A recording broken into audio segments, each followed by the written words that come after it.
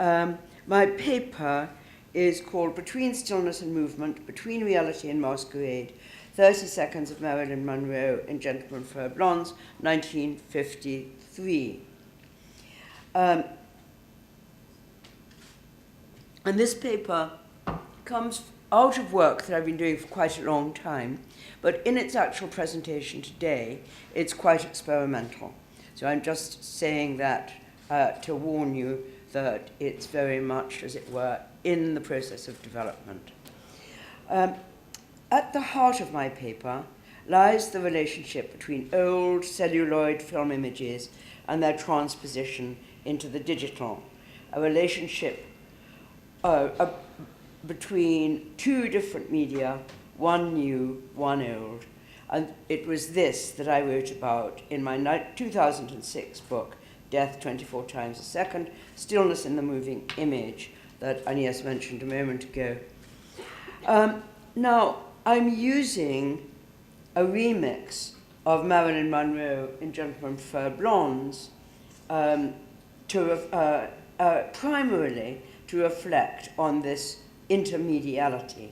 Now, I've only just discovered the term intermedial and intermediality, and it would have been very convenient for me if I'd known about it some years ago and that I'd been able to use it in Death 24 Times a Second. So I make a very humble apology for being so late in the day and only catching up with it now.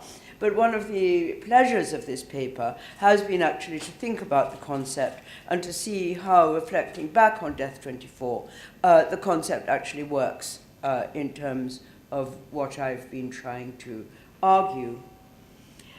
Now, the remix. This means that my paper emerges in the first instance from the thoughts that these images provoked in my mind. Their reveries, associations of ideas, revolving around the Marilyn Monroe iconography, but also reaching out beyond her and her image to how she related to the Hollywood industry that had produced that particular iconography. So there's a kind of relationship to Hollywood as well. So the context of this conference has allowed me to introduce some thoughts about her image in terms of her understanding of its artifice and its reality, so intermediality, and also something about the relationship between artifice and reality. And this is very particularly her later attempts to change her image towards the end of her career.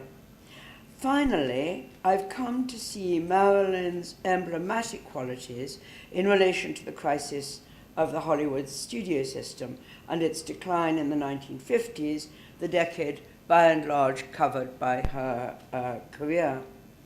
Not only was she the last and probably the greatest female superstar, but her struggles with and final victory over 20th Century Fox are symptomatic of the changes taking place in the industry at the time.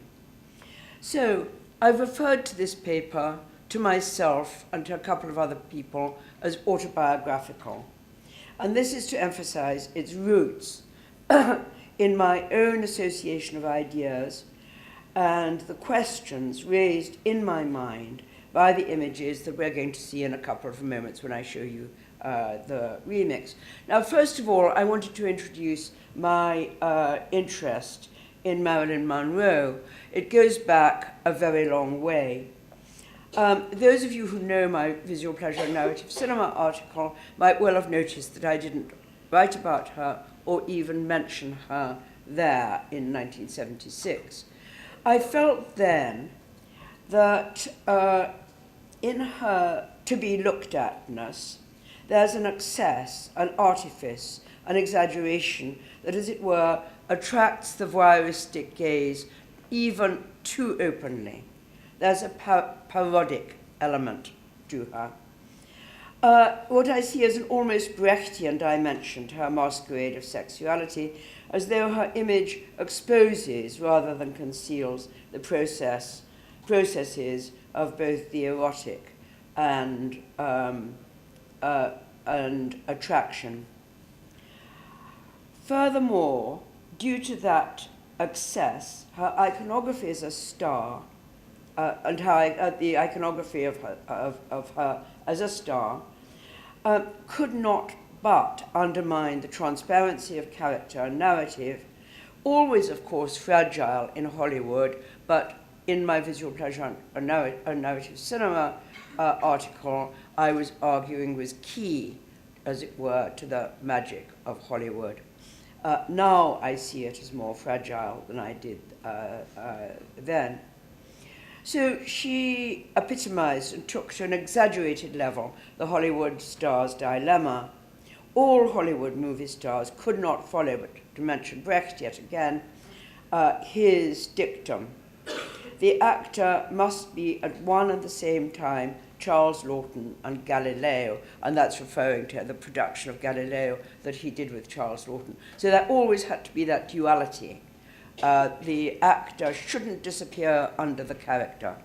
And that was obviously the case with the Hollywood studio system.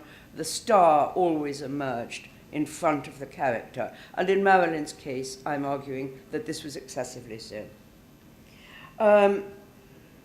So later in her career, as I mentioned just now, when she longed for Marilyn to disappear inside a character, and for the movie star Marilyn Monroe to be absorbed into the story rather than exceeding it, Marilyn Monroe was too iconic, and the transparent realism of a character was still eluding at her at the time of her death.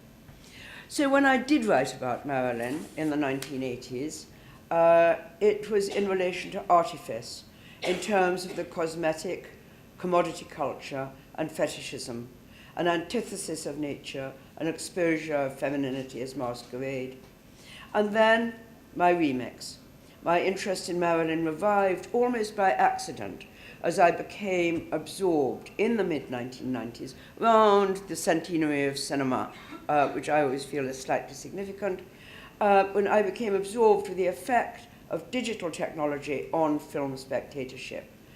This revolutionized my concept of the topic of spectatorship and led to my book, Death 24.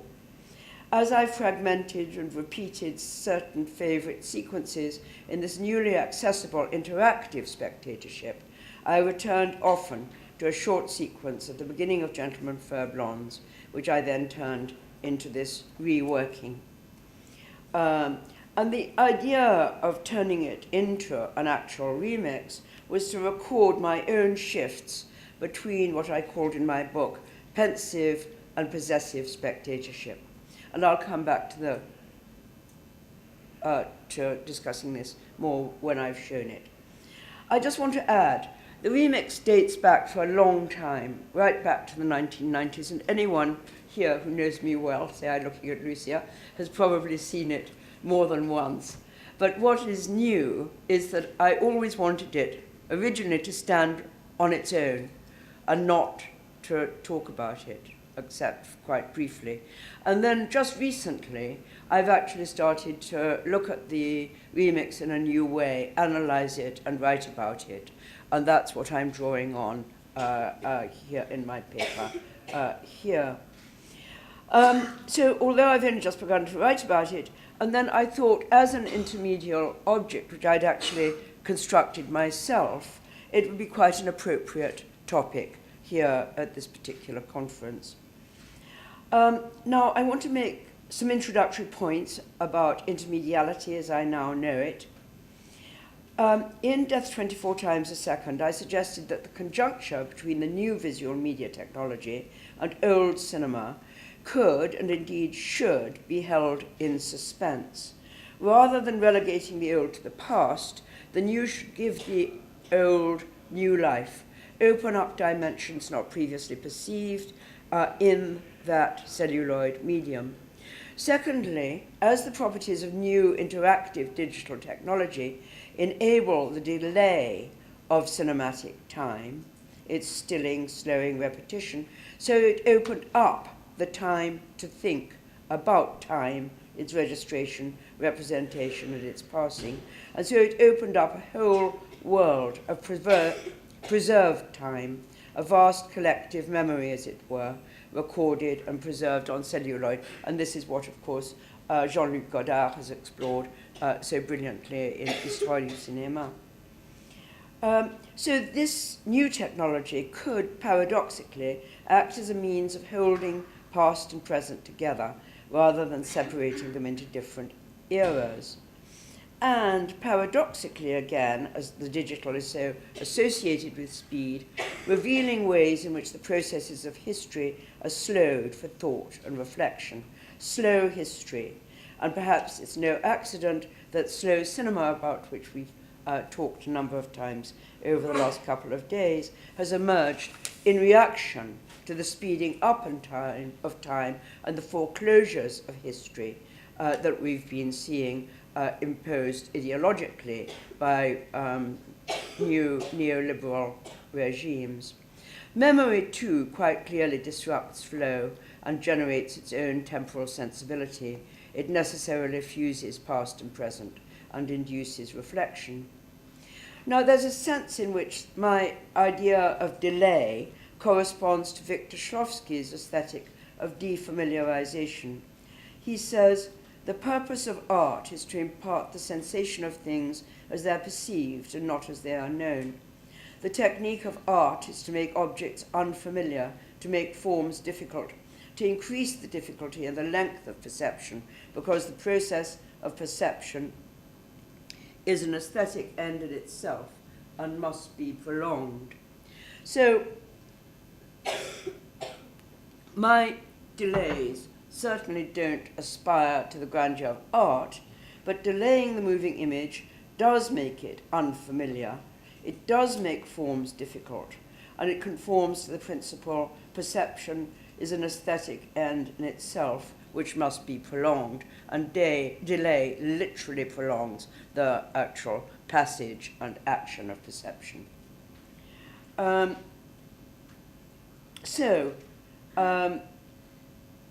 This metaphor of pause, I've lost my place. Oh yes, thus the intermedial relationship generates what we might call an anti-narrative aesthetic. Flow and drive towards the linear dissolve into a pause for reflection, a holding space.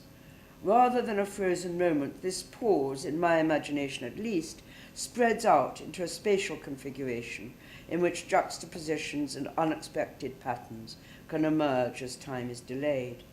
And this metaphor of space suggests, in turn, a space in between, a threshold, a space of liminality, as anthropologists or narratologists might say. So I want to just evoke this in-betweenness. Now I want to introduce the remix, and then I'll show it to you. Gentle Prefer Blondes, made by Howard Hawks in 1953, as I hope you all know, opens with a song and dance duet, Two Little Girls from Little Rock, performed by Jane Russell and Marilyn Monroe. And this was the film, and what I hope I've captured in my remix is literally the moment that would transform a minor star 20th Century Fox.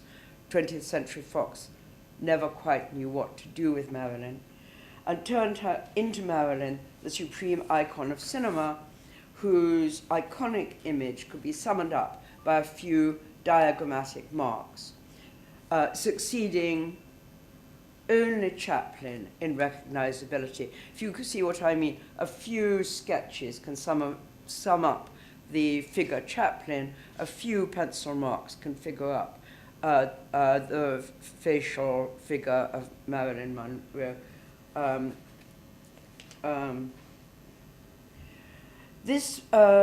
So in the sequence, Marilyn moves towards the camera with 4 distinct gestures, finally nearly filling the screen with her trademark close-up. The movement takes 30 seconds, and then just to warn you, when I re-edited it, I stretched it into 3 minutes. I pause, I stop on Marilyn's gestures, and then I repeat the sequence twice, slowed down and silent, but beginning and ending with normal speed. So before I ever thought of re-editing it, I'd watched it many, many times, fascinated by Marilyn's ability to hover between and to perform movement and stillness. and the way that the pauses, slow motion, and repetitions of delayed cinema enabled by intermediality, in this case, materialized something that was already there. So I realized that my attention had been literally caught as the figure moved into fleeting moments of stasis, and that I paused the film to catch the high point within this unfolding of gesture. It seemed to me that the digitally derived, delayed cinema had a special and privileged relationship to cinematic gesture. The new medium gave visibility to something intrinsically there, but not necessarily so visible in the old medium. But Marilyn Monroe's oscillation between movement and stillness captures and embodies the cinema's own fusion of movement and stillness in its materiality, paradoxically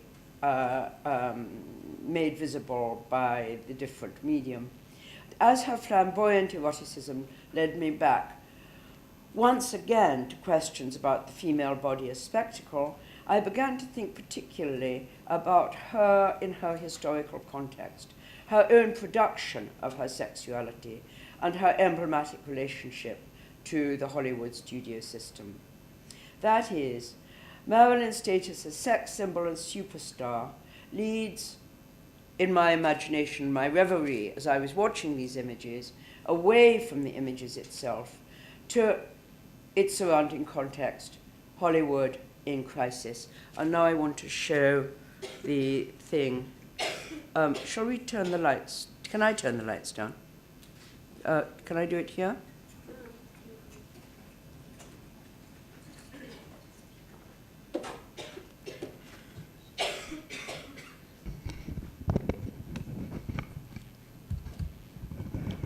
Should I just press twice? Yeah, double click. It's not doing it.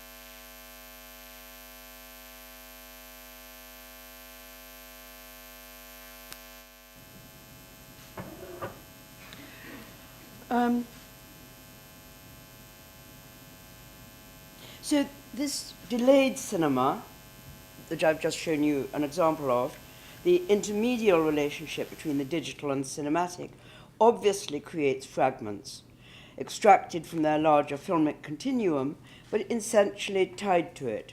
Similarly, within the fragment, a frozen moment is always part of its series of photograms and differs from the temporal singularity of the still photograph.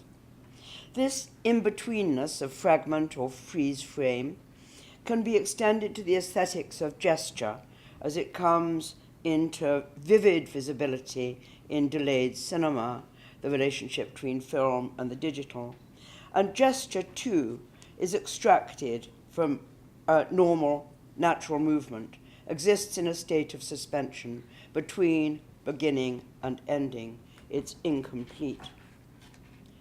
At its most literal, gesture is mime-like, a recognizable signal proffering a supplement to the verbal and reducing the abstraction of language to a bodily material form of expression.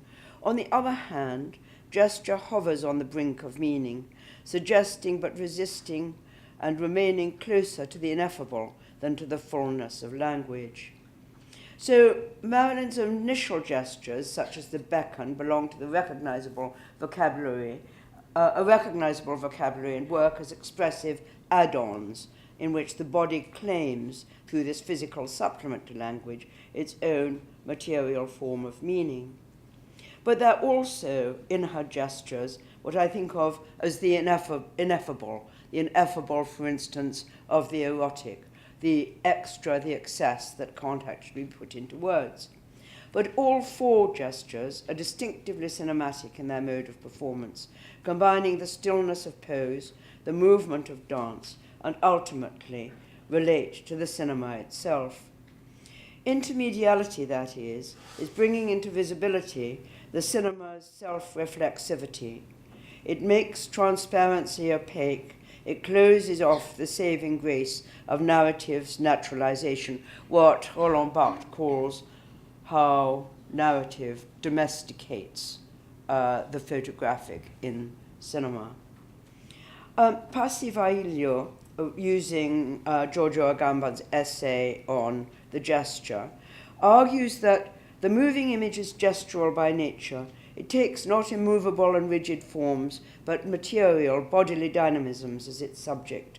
And he goes back to the early days of cinema, and he points out that Méliès in particular uses the cinema to take hold of the animate body and reproduce it as inanimate. The moving image does not simply represent bodily gestures, poses, and movements, but instead harnesses gestures into its technological positivity by becoming immanent to them in terms of dynamically modulating the body. Sorry, that's a bit clumsy. Gradually, across film history, this relationship becomes less flamboyant. But the mediality of Marilyn Monroe's gestures enhances the medium of cinema itself as process and as material texture. The filmic body on display also exhibits the cinematic machine as the fusion not only of movement and stillness, but of the human and the mechanical. As Marilyn's gestures denaturalize the erotic through exaggeration and excess, her gestures are not simply bodily represented, but visibly, technologically harnessed and mechanically modulated. At moments like this, delay allows cinema to materialize, gesturing to its own being through its privileged relation to the gestures of the figures embodied within it. But, to reiterate here, it was Marilyn's pre-existing gestural performance that had initially caught my attention and that I'd wanted to exaggerate in this thing that you've just seen. So, as Marilyn slides from one gesture through to the next, she embodies the paradoxical characteristics of the cinema, its fusion of stillness of the film strip, the illusion of movement produced by the projector, and as well as its play of animation of the inanimate. So while watching and working on her series of gestures in the Gentleman Before Blonde sequence, I came to see her as emblematic of that cinematic paradox and as an exemplary figure of photogenie. And it then seemed to my mind that she brings a certain kind of materiality, intelligent materiality, to film and to her performance, which goes beyond, however essential they may be, her physical presence, her glamour, and to her photogenic sensibility, as though she was in some way cognizant of the tension between stillness and movement in the cinema, as well as the tension between film and the photograph. She could take up and hold a pose either within the flow of film or the instant of the photograph. I might come back to the photograph later on. In any case, the pose appears to be fleeting, suggesting the continuum of movement in the context of the still or image or denaturalized stasis within the moving image. Marilyn's photogenic sensibility inhabits an uncertain space, somewhere between the paradoxical relationship between still and moving images that her photogenie touches on.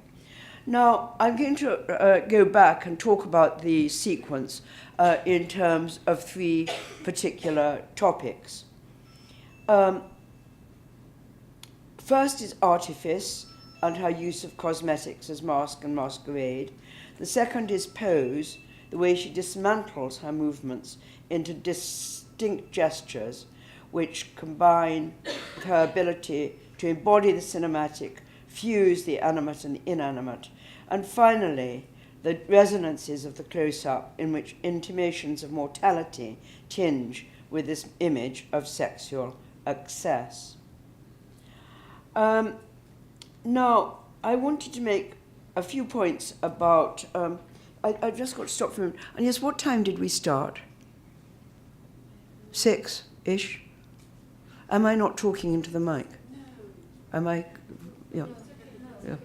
Just stand near the mic. Am I okay for time? Yeah. I think it's important to remember, and possibly quite often forgotten, that Marilyn Monroe, right back in the late 40s after the war, constructed her blonde bombshell image in the first instance for still photographs, that is, for pin-ups. And these photographs had been her first and quite fragile passport to Hollywood.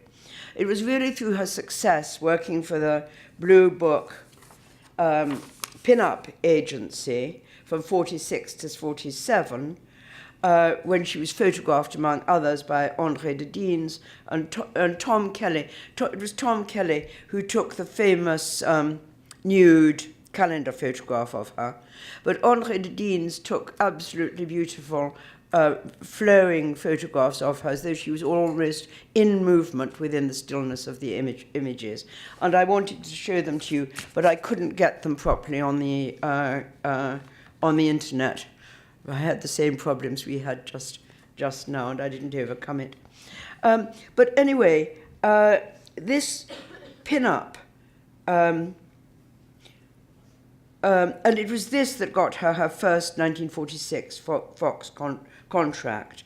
The pin-up imagery was crucial for her career and for the explosion of her popularity.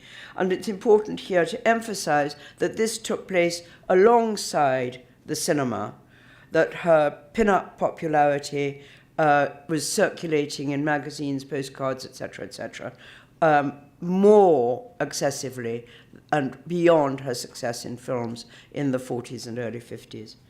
And in this sense, and she built up a very large fan base. And I like to think of her early famous cameo parts, which I hope you can visualize. Her famous one in Love Happy with the Marx Brothers. And you probably all know her her cameo in Mankiewicz is All About Eve. Are people nodding? I hope you could visualize her. And I like to think of these, they're kind of cameo parts that are almost like extensions of her still photographs, her pin-up photographs. And I can't resist saying how she was described by Groucho Marx when he first saw her. He said, she's Theda Bara, Mae West, and Little Bo Peep rolled into one. At Fox, with her makeup man, Whitey Snyder, she evolved the characteristic Marilyn look, and it took some time for her to emerge with that style and appearance which came to connote Marilyn. And I think it's also worth recording, and I like to think of this as perhaps another form of intermediality. Without her cosmetic masquerade, she could move around quite easily without being recognized. And when she went to New York in 1955, when she was at the height of her stardom, she could actually, people just didn't recognize her.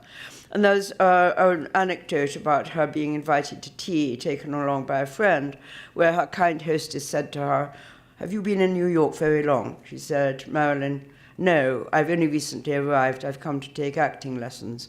Kind hostess, "Oh, you're an actress. Have I seen you on the stage?" Marilyn, "No, I've never actually been on the stage, but I have been in some films." Kind hostess, "Oh, I might have seen you. What's your name?" Marilyn Monroe. And this was absolutely when she was the most famous woman in the world.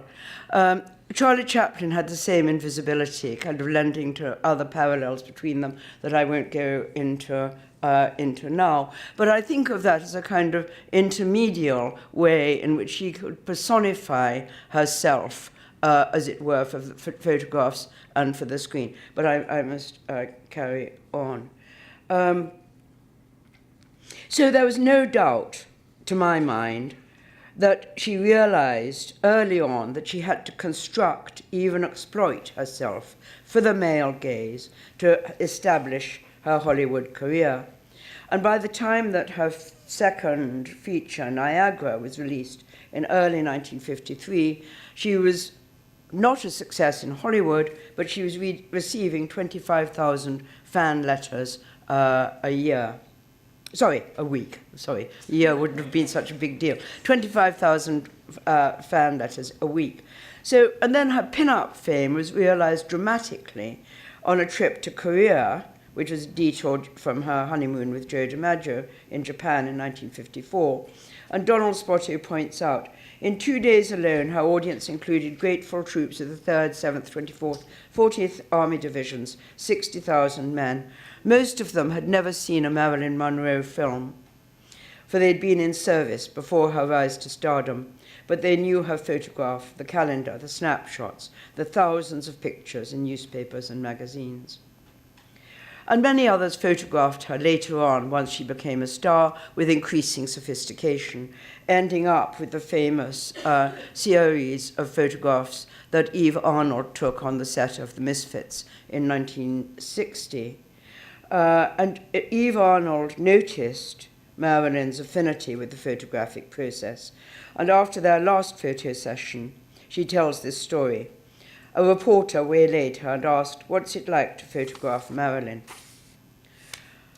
I waved him off and went on my way, but the question would not be denied. What was it like to photograph her? It was like watching a print come up in the developer. The latent image was there. It just needed her time and temperature controls to bring it into being. It was a stroboscopic display, and all the photographer had to do was to stop time at any given instant, and Marilyn would bring forth a new image. Now, while all stars have a recognizable stamp of their own, a look, a stance, Marilyn's image was flamboyantly cosmetic and constructed. Without even slowing down film or freezing a frame, the graphic nature of her mask creates its own slowness, absorbing the camera's attention as though into a slowness of its own. So so that her close-ups create a point of comparative repose or stasis. A director would be conscious of this effect, and for one reason, no doubt, and this is one reason, no doubt, for the particular power invested in Gentleman Prefer Blonde sequence that I've just shown you, and that Howard Hawks is, in the very opening number of the movie, highlighting Marilyn as attraction in both senses of the word. In my imagination, the close-up at the end of the sequence stands for Marilyn's arrival as a superstar and stands as a signifier for her triumph over the very real struggles of her early career. Her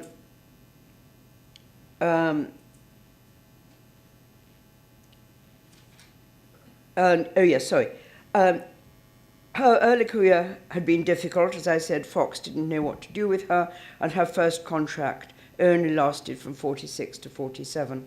She describes the way the studio fired her.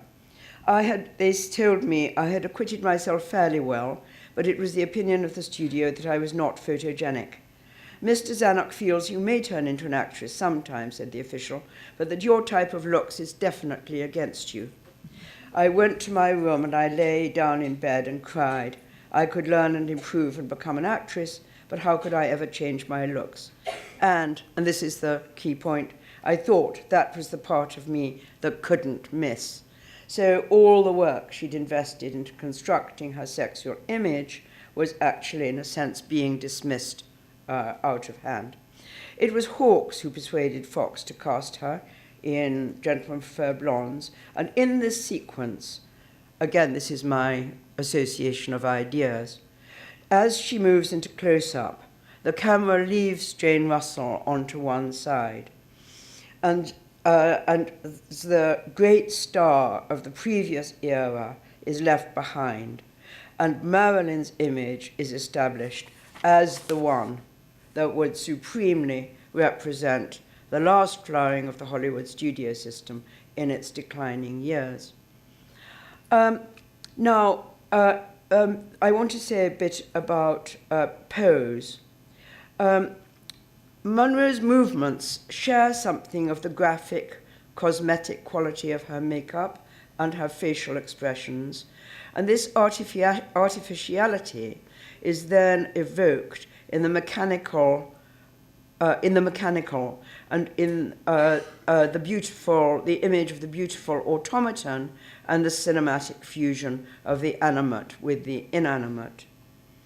Passivailio traces the cinema of illusion and the transformation of the animate into the inanimate to the legacy of 18th century automata. These mechanisms performed distinct and specific gestures, which, while limited, were seen to be marvelous in their imitation of the human. And to my mind, these early automata lead on to later fascinations with the beautiful automaton, and, for instance, to Hadali, the exquisite automaton in the Villiers d'Isle-Adam's novel On the Eve of the Future. This has been analysed both by Raymond Bellour and by Annette Michelson, who both argue that the automaton acts as it were, a prefiguration of the cinematic. Michelson says, the beautiful mechanical woman is the phantasmatical ground of the cinema itself. So with my delay of Two Little Girls from Little Rock, I tried to play on this lineage and to bring out, through Marilyn's gestural performance, the fact that the beauty of the cinematic illusion is, in effect, its mechanization of the human. While the digitally delayed cinema can exaggerate and reflect on these effects, its technology is at a far remove from the cogs and wheels, which, with an intermittent motion, turn the reels of celluloid in a camera or a projector. While so much of cinema has been dedicated to repressing this jerkiness, essential for creating the illusion of movement, it might now be the archaic, automaton-like nature of the mechanical figure that seems so beautiful.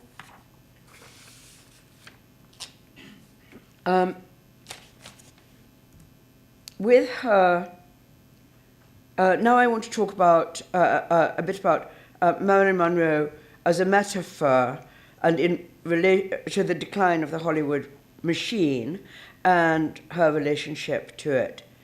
With her 1953 to 4 successes, that's the absolute massive box office hits of Gentlemen Prefer Blondes, and then the seven-year itch, yes, which made vast amounts of money for Fox, so that even Adolphe Zukor had to admit that Marilyn had something going for her. So with this, she stands for the star as an essential factor in the structure of the Hollywood industry. But by 1954 to 5, the emblematic nature of her image becomes more allegorical, extending into the narrative of Hollywood's decline. On the one hand, Marilyn's image might be seen as a last blossoming of a system that was actually on its deathbed. On the other, Monroe's move to independence dramatizes these changes and would also challenge the nature of the star image itself. I mean, you probably all know about the decline of the Hollywood studio system, the Paramount Decree at the end of the 40s, but I thought I could just summarize it from Thomas Schatz, who just sums up what was happening.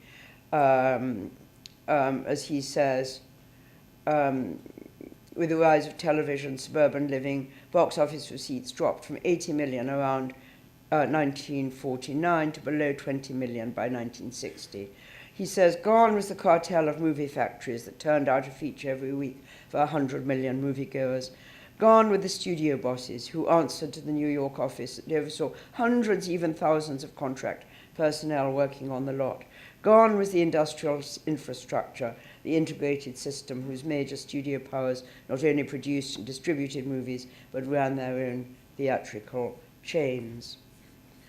So, Marilyn Monroe had become a superstar quite suddenly in 1953, out of Gentlemen Prefer Blondes. And then her rebellion against Fox in 1954 was an emblematic stand against the tyranny of that contract system, but the breaking point came in her typecasting. Once the studio had finally understood that she was a dumb blonde, these were the roles that she would continue to play in future. After River of No Return and There's No Business Like Show Business, she rebelled and established her own independent company, Marilyn Monroe Productions. And she sums up the problem. I was put into these movies without being consulted at all and much against my wishes. I had no choice in the matter. Is that fair? I work hard, I take pride in my work, and I'm a human being like the rest of them. If I keep on with parts like the ones Fox has been giving me, the public will soon tire of me. So Fox capitulated and agreed that she would have control over her own subject and director, and through her own company she could develop her own projects.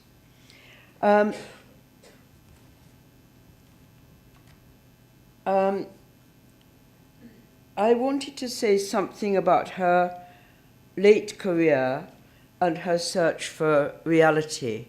As the Hollywood studio system declined, new trends came in, and as everybody here will know, there was a move towards method acting.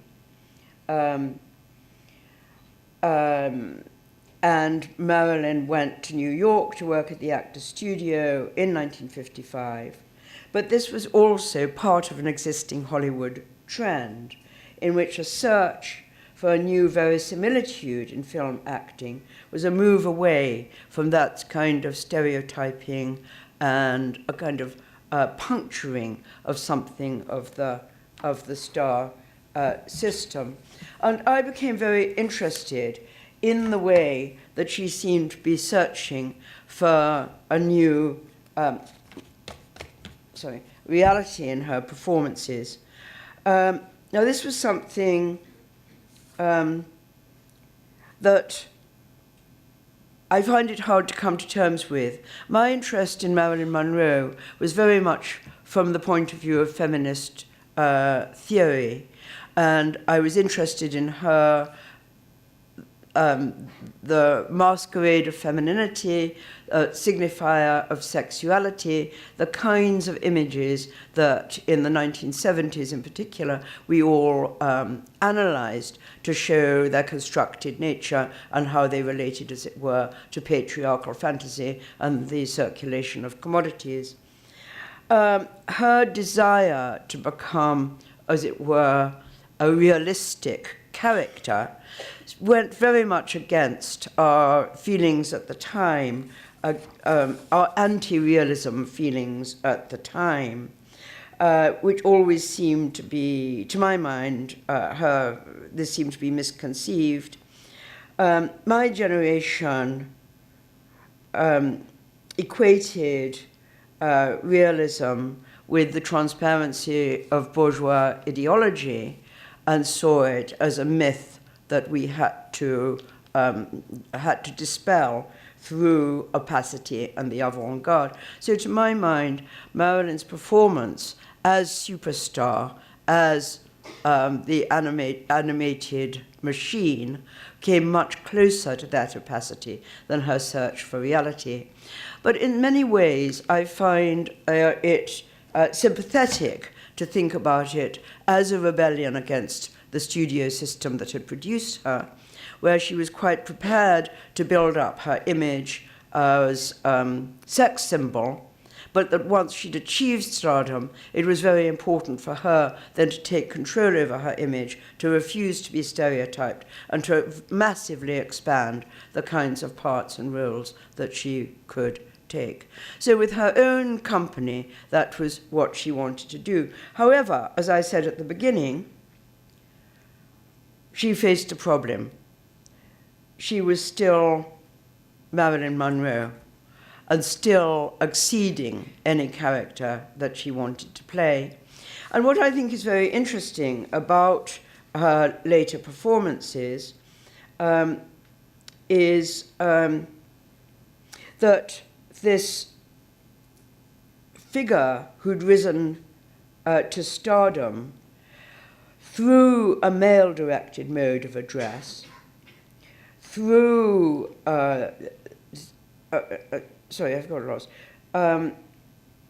through a male-directed mode of address as a pin-up, as a sex symbol, wanted to find a way in which her new roles and her new images would actually address ordinary women, that would relate to women. And it seems to me that her attempt to reconcile the Marilyn star image was to produce a Marilyn who could reflect on and dramatize something of the dilemmas and vulnerability of women who are forced into that signifying position, that is, of women who experience to be looked atness and its alienating effects. So to a certain extent, she was trying to use the very constructed nature of her star image, the cosmetic mask of the woman in the man's world, to turn it upside down and create a sense of a vulnerable body and a vulnerable persona. So just as her innate intelligence and highly developed comic skill, brilliant timing, special rapport with the camera light up her dumb blonde roles, her later showgirl films, from Bus Stop to The Prince and the Showgirl, and even The Misfits, seemed to suggest that if she was not consistently, she was beginning to perform the showgirl dilemma rather than to incarnate it.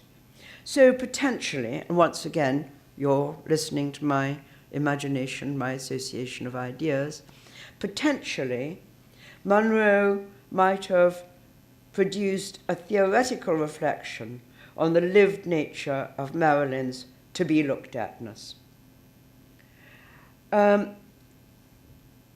Now, these are speculative points, and I can't deny the fact that the lasting power of the Marilyn image and her emblematic status is definitely established at that high point of her stardom, beginning with Gentlemen Prefer Blondes in 1953. This is the image that pervades popular culture and flourishes to this day. And we can see many, many remediations of the Marilyn image right the way through popular culture to this day. But its persistence might be due to a further paradox. While I've argued that Marilyn as emblem and allegory relate to the decline of Hollywood studios, there's a sense in which her image has come to be touched by death. And now I want to return to the remix and my last point in analyzing those gestures. And so this comes to the last close-up. So the final gesture of the sequence, Marilyn's close-up, to my mind, evades meaning due to the ineffableness of sex and desirability that she is impersonating. Her pose is elongated, held still for a second, unaccompanied by a phrase of the song. But in the last few frames, she turns slightly aside, and as though her luminosity has been crossed by an almost invisible shadow, her features lose something of the distinctive iconic Marilyn look, as though mortality had tinged the celebration of sexuality. Now, with the benefit of hindsight, the spectator who delays and reflects on this image can superimpose on the close-up of Marilyn's those Andy Warhol silk-screened tributes to her that he made during the 4 months following her death. Now, I should have these.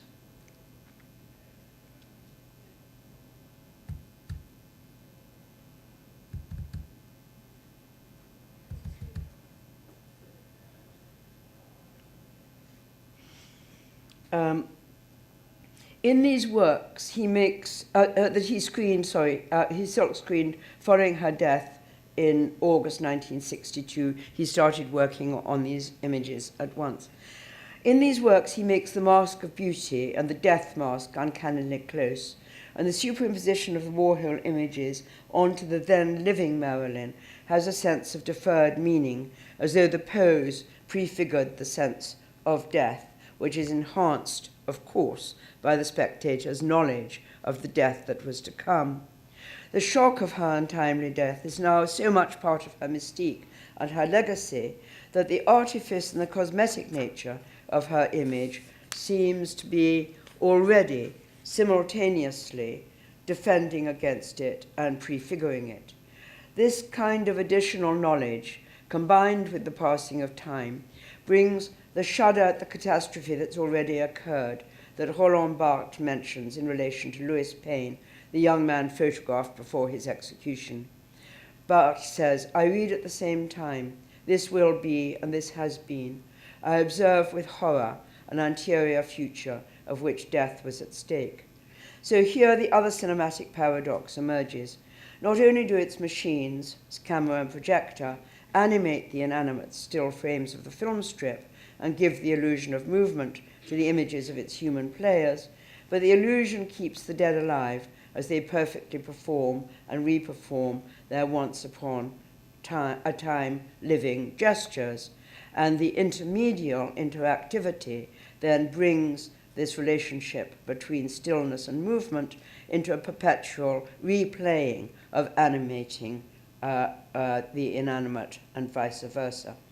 So just to conclude, I've argued that the intermedial relationship between film and digital technology enables the spectator to relate interactively with old celluloid movies, finding within them moments, emotions, ideas that might well not have been visible at 24 frames per second. That these delayed images then produce reverie, produce a pensive spectator, leading perhaps to philosophical speculations about time, but also lead back, to my mind, inevitably, to the conditions of production that gave rise to these images in the first place. So Marilyn Monroe not only satirizes attraction, the cinema as attraction that is then embodied by the attraction of a sexualized star, but also in the very artificiality of the performance prefigures in its self-reflexivity, the self-reflexivity achieved by the delayed cinema in its intermediality. That's all. Yeah.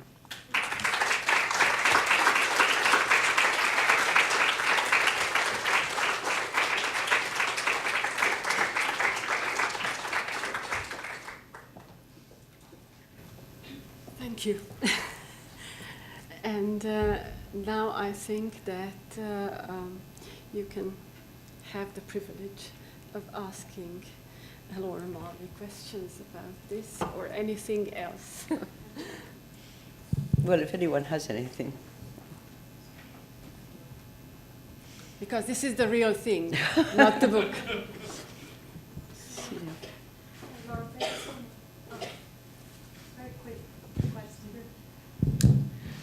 Hi Laura, thank you so much for your talk.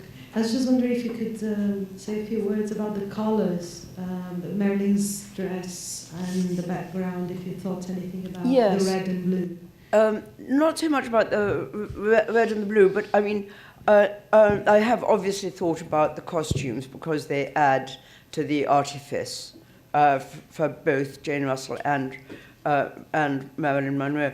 But there's a way, I think, that very, very tight denaturalizing of the body, I think helps her to highlight the gestures. So her body isn't, the gestures of her body are so immediately visible. Just every single gesture she makes leaps out of the screen, as it were. She doesn't, it's not concealed by a different kind of costume. So I think it exaggerates her gesturalness. And obviously the red shiningness is part of that. But of course, you know, as I've often thought, this is a song and dance number. It has its own artifice, it has its own artificiality. And that's, I mean, I think that's part of the argument, really. It's there. I suppose what I'm trying to say is that we think about film as an attraction, but within the film as an attraction, we have the song and dance number as an attraction, and then the star within that as another attraction.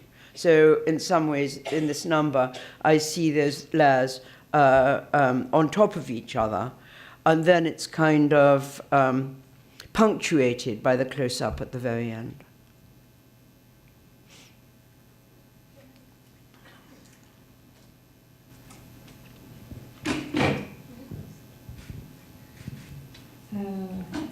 Hello, fantastic talk. There is a passage in which you mention The Eve of the Future by Villiers de L'Isle-Adam, who is also coincidentally at the core of Bazin's total cinema idea and piece, the myth of total cinema he talks about. Oh, really? Yes. I didn't realize that connection. I think that Bellur is referring Oh, back Bellur to, is going back to that. To that. And, Uh-huh. yeah. But Uh-huh. Anyway, the fact that the musical piece is always self-reflexive, given that it breaks the narrative and introduces something that makes you reflect on the medium itself so much, and in this case, it plays the theme of men preferring blondes to the brunette, that is the one that is left out of the frame, and then we get the blonde. I think if we are to think in futuristic terms, what is going to happen to the medium, the looming crisis of Hollywood, but also the dream of total cinema, I started to think even about the two Marias in Metropolis and the dream of the total technology that can. How would you? It's just that you passed fast through that mention, and I think it might be a fantastic way of reflecting on the future of the medium and what was expected of it. I don't know. It's just a thought that occurred to me when you mentioned it. Well, I think the beautiful automaton, which of course goes back further to Hoffmann, the Sandman, Freud's reflections on that, in which I think he's quite wrong, but interesting. And then I think, throughout the cinema, you can see the fascinating mechanized woman, whether it's Maria in Metropolis, the false Maria in Metropolis, or whether it's the chorus girls in the Busby Berkeley movies. I've also thought about it in terms of Vertigo and what else? But then ultimately, what I think is interesting, but this is another topic and I haven't thought about it properly, but I'll just try and say something, which is what happens to the image of the mechanized woman in the digital age when the cogs and wheels, as I mentioned earlier, are no longer there to kind of make the judder of the film practically tangible. What happens to her now is that she becomes, what's the word I'm looking for? Disembodied. So there's a disembodiment of the woman with the brushing out of detail and the construction of the body as a kind of digital ideal in which, once again, the natural is completely erased. And I think that shift is a very interesting one, and one that one needs to think about in the context of now and the problems that the images of women suffer from. In advertising, it's the images of young men as much as young women, one could say.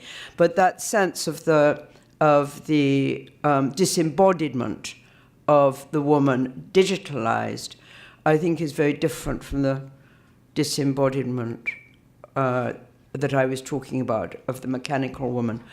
There are instances. Recently, there was a case in the UK when the model tried to sue an advertising agency because they said that the body that was produced was no longer her.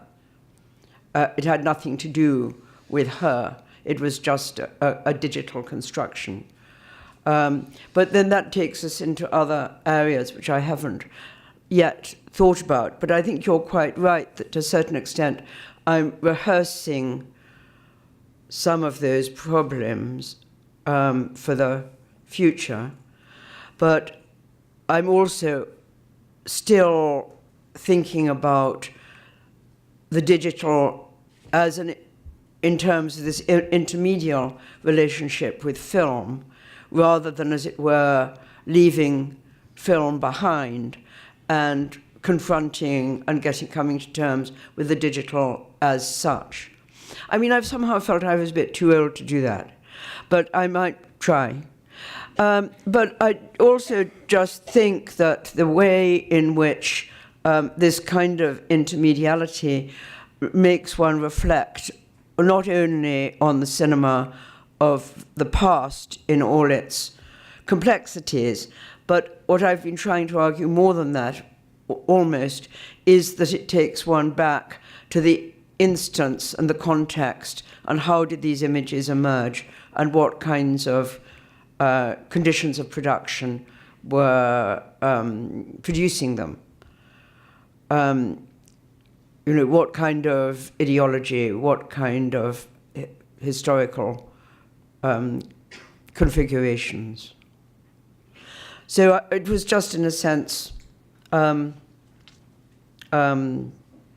think about that and that was what was experimental about my paper, which is why I was warning people in the fore to begin with, that mixture of an attempt to kind of bring history and theory together like that isn't very conventional. But it seems to me that as I look so absorbed at these paused images, these kind of repeated images, what stands behind them kind of comes to the fore as much as their cultural connotations, their historicity, as it were, comes to the fore as much as their cultural and connotations.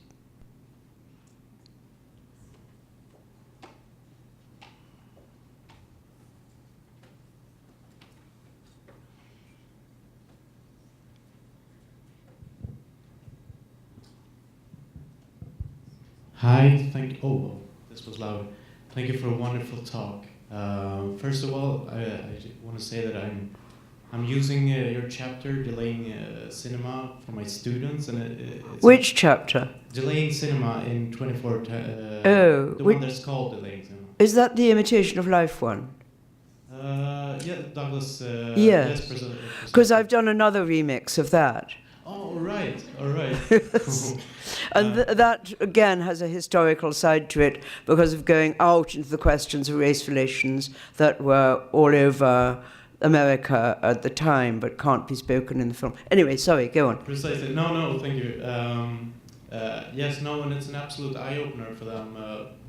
It's a very good, it's a perfect way for them to start thinking about their different ways of seeing and different ways of being spectators. As regular spectators, as newly sort of becoming film scholars, film students, film scholars, and so on. So it's much appreciated, and it's a real eye-opener. But this was just an introduction to my question, which is, I'm going to take it out because I have a quote. That there's a sentence that is particularly intriguing for me, and I have been thinking a lot about sort of how I am to read it. And maybe it ties into what you mentioned now in the end about the philosophical speculations of time. So I have it in tiny text here, so I'm going to try. It's not that long. So we write that from this perspective, there is a built-in or pre-programmed demand within the film itself to delay its more obvious narrative continuities, its forward movement in the interest of discovering these otherwise hidden deferred meanings. So this idea of the pre-programmed sort of demand for delay it's very intriguing, and I want to ask you if you want to elaborate on that. I think the best example is possibly the example in Imitation of Life. When you think, why would Douglas Sirk have the very beautiful African-American woman walk down the steps when no one can see her? And that it took 50 years before the technology could make her visible. I mean, I discussed that sequence. This is rather off the point, but I discussed that sequence once in a seminar in New York where a very perceptive African-American woman said, I'd seen her, I always see my kind. But otherwise, it's almost impossible to see her because you follow Lana Turner's movement and the human eye doesn't scan the screen naturally, it follows the movement that it's being given. So I was thinking of these small time bombs, as it were, that are concealed in the film that aren't really visible at 24 times a second. And so when I think about textual analysis, for instance, I always think of it as an act of violence and an act of liberation. It's an act of violence, obviously, because it fragments the film and takes apart the whole, and the beautiful continuum and flow from scene to scene is dismantled. On the other hand, it's a liberation because things that had never been seen before suddenly appear and can capture your imagination. And become the source of thought and speculation. So I think that's really what I was thinking about, these kind of time bomb things. But I think it's also, I was thinking about Hollywood and the way that Hollywood movies don't necessarily flow that well. they're often actually constructed in chunks and tableaus. Unlike, say, the beautiful flow of neorealism or genre noir, the more kind of location-based movies and their elegant use of landscape. Whereas I like, however much I love those movies, I also quite like the tableau-like construction of Hollywood and its enormous artificiality. And I suppose it's also to argue to a certain extent against those film theorists who talk about Hollywood being dominated by cause and effect. Whereas it seems to me cause and effect and linearity are actually rather weak, and tableau and artifice are much stronger. I don't know what you think of that. Oh, I don't know. I would have to think of that. But thank you very much. Can I have a very quick follow-up? Just so would you say that this pre-programmed quality, or what to call it, is it more tied to a sort of intention? Was it Cirque's idea? Or That's a very good question. Is it really a built-in quality of time itself to somehow have a seed of some future or something? I mean, what I have been trying to say, and as I was trying to say very specifically about my superimposition of death, of the death mask on the close-up of Marilyn Monroe at the end, is there's always a certain amount of anachronism, of retrospective reading. So I see what I'm doing as, in some sense, anachronistic. It seems to me that Douglas Sirk did know exactly what he was doing in that sequence, because you can think it through logically, and why he would use an African-American woman in that context. And also because it's so incredibly carefully composed. It's just, it's a matter of split seconds. So it couldn't have been anything but purposeful. But often at these moments, I wish I believed in the afterlife and mediums, and I could actually ask some of these people what they really meant to do. Thank you very much. Thank you. I could also only repeat the comments of my pre-brothers in the sense that really it has been a very, very fascinating speech. And I would like to try to return your question of this morning to you. So if we conceived, let's say, of Marilyn also as a sort of commodity, Yeah. and then if we took a look, which I didn't, in all, let's say, these new remediation representations, for example, YouTube, etc., and then trying to link that sort of representation of the body, mechanical or later, and try to link that to so-called activities of fans and, let's say, prosumers, and to all that what happens there in the spectra of, let's say, admiration, types of identification, etc., etc. What would you think about that if you follow along that line, relating it to these activities of so-called prosumers in the digital age, and especially in networks? Well, I think one of the reasons, I think Marilyn Monroe's artificiality, her very conscious production of a particular look and the way she could perform the look, means that it was very easy to remediate her. And so you see the recurrence of a reference back to her. You could see it in Debbie Harry in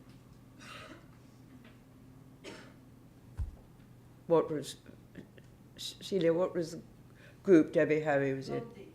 What? Blondie. Exactly, thanks. And then you see it in Madonna, redoing The Diamonds Are a Girl's Best Friend, Material Girl. It's very easy to reproduce the Marilyn look. And what I think is more interesting about it as well, or can be more interesting, is that it's easy to produce it transgender, so that the Marilyn look could become a masquerade of femininity on the part of a drag performer. And indeed, I mean, perhaps particularly Marilyn, but I mean, the exaggerated cosmetic nature of the Hollywood star lends itself to that, but I think she does perhaps in particular. So I think there's a long series of remediations, which are some more commodified than others. But what I think also happens is that with postmodernism, that kind of quotation and citation became much more kind of witty and acceptable, whereas in modernism it hadn't been. So I think there's something about the postmodern interest in citation that allows that repetition of image.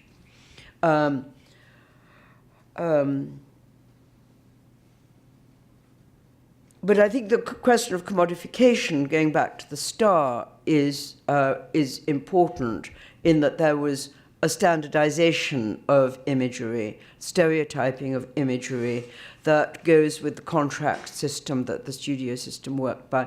So, I mean, so often when people talk about classical cinema, I actually think much more of cinema as commodity and the way that its harmonies and its rhythms and its repetitions are not so much classical, which I think of much more in terms of the Renaissance or French drama or something, but it's the kind of standardization that's demanded by commodification.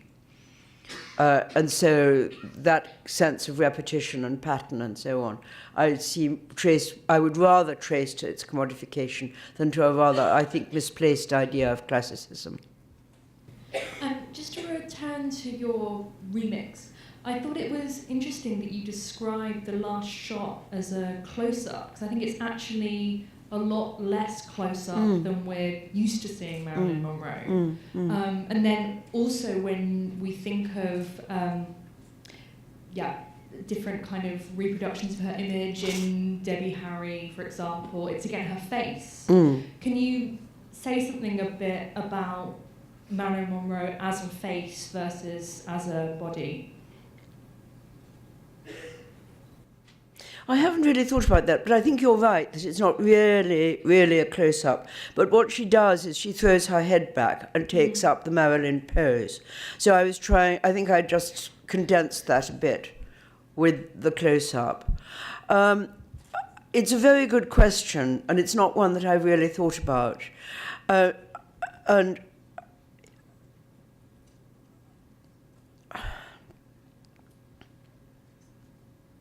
I mean, it might go back in some ways to her ease with still photography and her difficulty with cinema.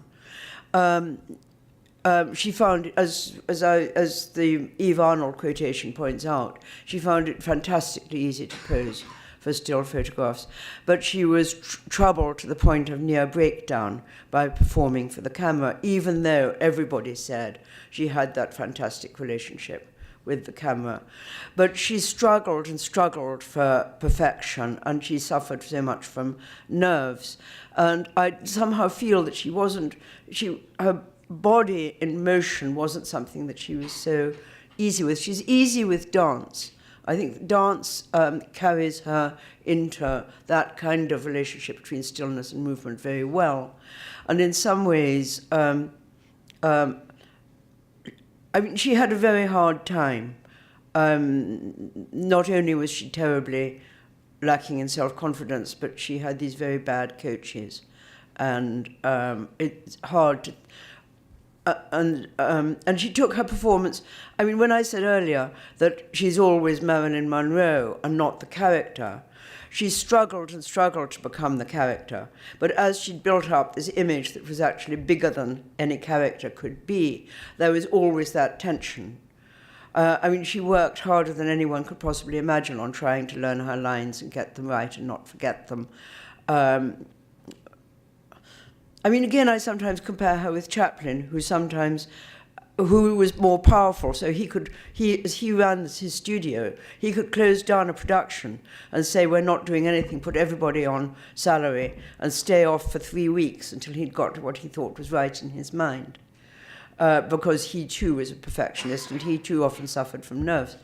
But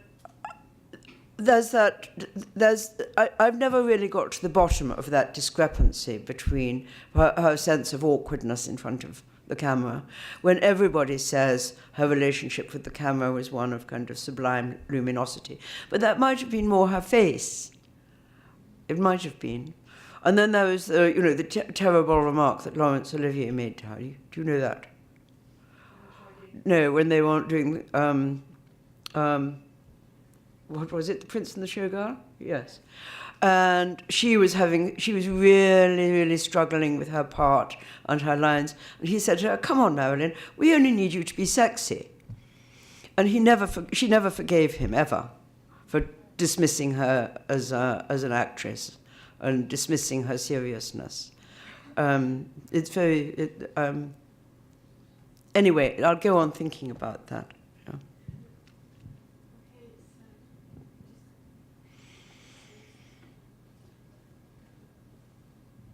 Thank you. A follow-up in some ways. I was thinking of the remix as a form and the audiences it's addressed to, because a lot of Marilyn's success from a point on in her career has been based on some pre-existing image and a set of pre-existing assumptions that people have had of her. So when we watch this remix, of course, we've all seen the original movie, but I'm wondering, to what extent do the same pre-existing assumptions work for people who haven't? Because everybody knows who Marilyn Monroe is, yet in different ways. So in a sense, the remix is at the third remove from the real, so it's a model of the model of the original, I guess. So how would various audiences, I mean, different generations of audiences relate to the remix? I don't know, but I mean, I didn't talk about the remix as such, because I think, as everybody knows, that kind of sampling, remixing is taking on a completely new life at the moment. And my Marilyn one, I think, is on Catherine Grant's website, and has been circulated in various forms. So I think, lots of people are now working in this way, and I would like to think that it's a way of doing justice to the detail that's contained within these movies, and that and also to people's continuing cinephilia. It's a kind of reworking of cinephilia, or to my mind it was, of putting one's love of the cinema or one's love of special moments into and turning them into a thing.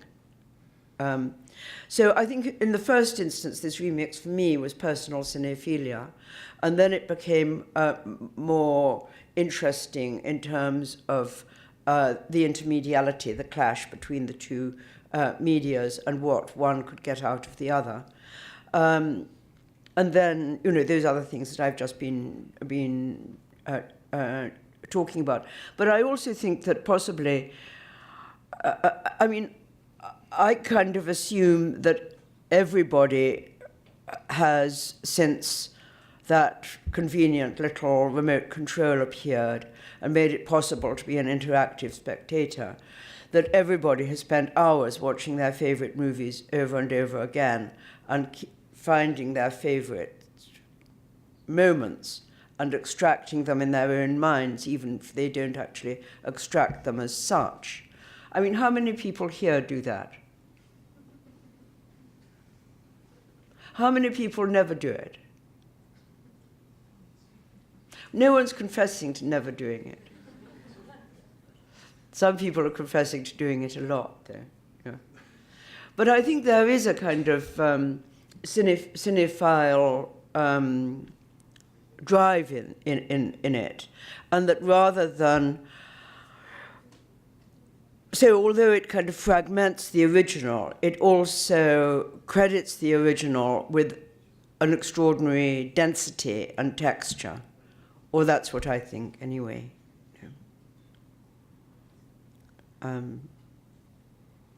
I can't remember the name of Catherine Grant's website. It's called In Transition. Capital I-N and then capital T, Transition.